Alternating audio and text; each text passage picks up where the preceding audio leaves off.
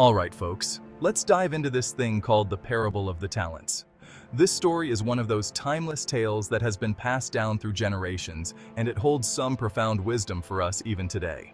Before we start this journey, please go ahead and subscribe to this channel. Now, let's get started.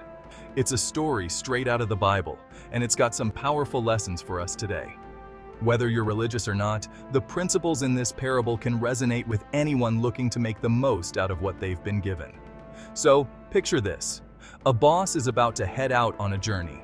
This isn't just any trip, it's a significant one, and he knows he'll be gone for a while.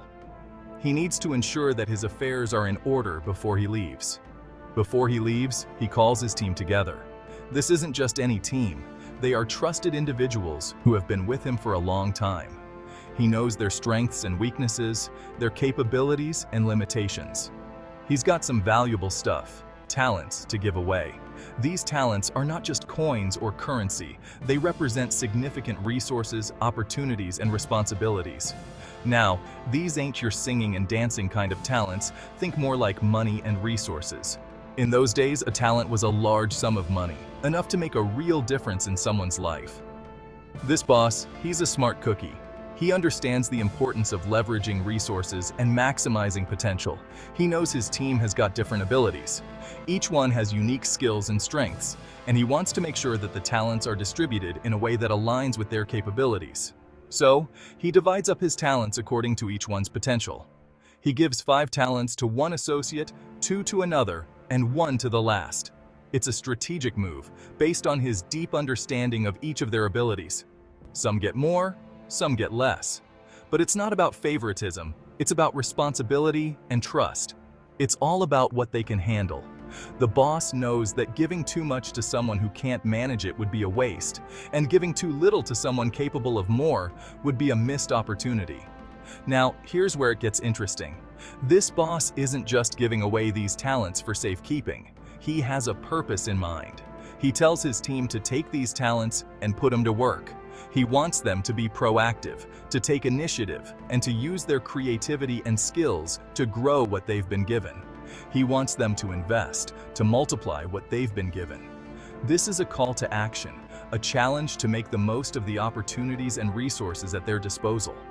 This parable, it's like a mirror, reflecting back at us. It challenges us to look at our own lives and consider how we are using our talents and resources. It's about how we use what God has blessed us with.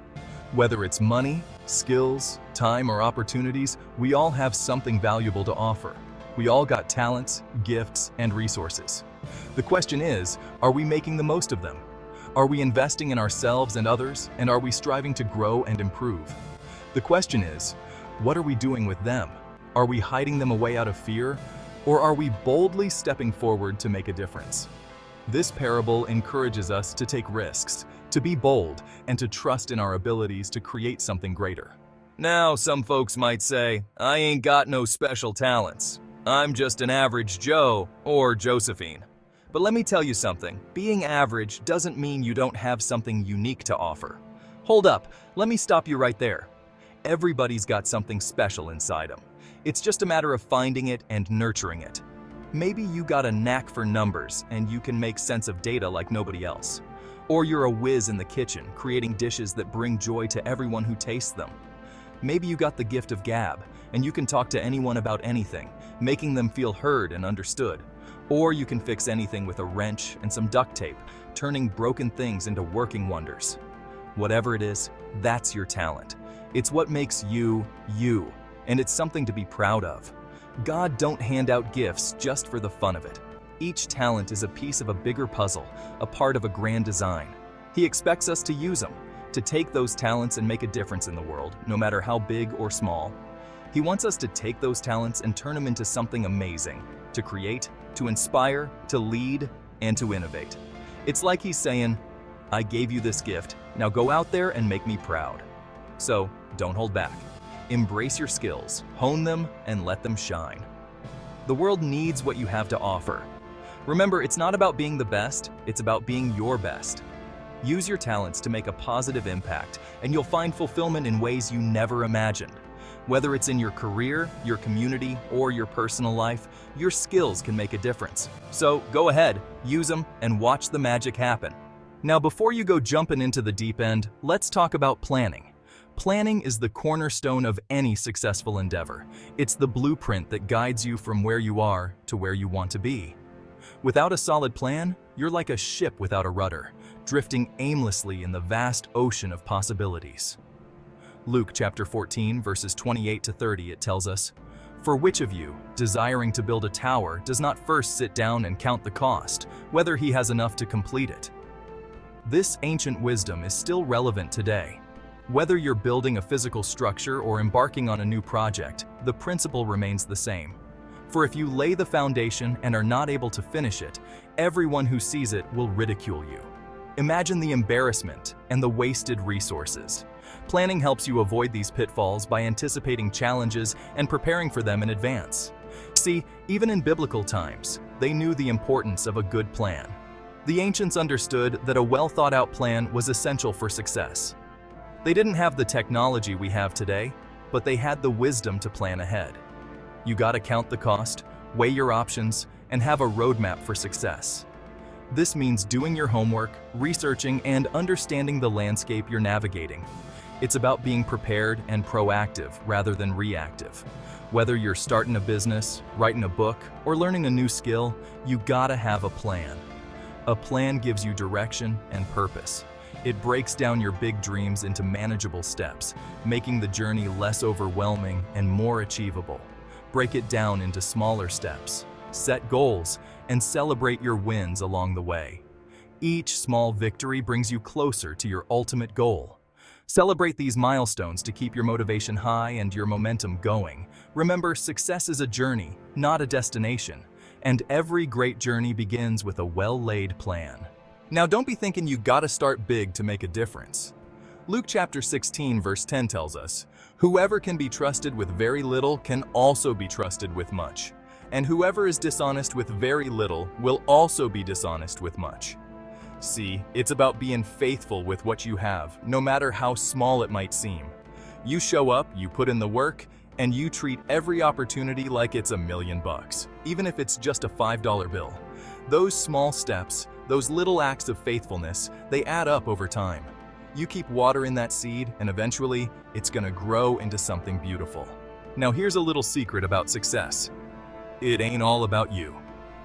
Mark chapter 10 verse 45 reminds us, "For even the Son of Man did not come to be served, but to serve, and to give his life as a ransom for many." See, true leadership, it's about servanthood.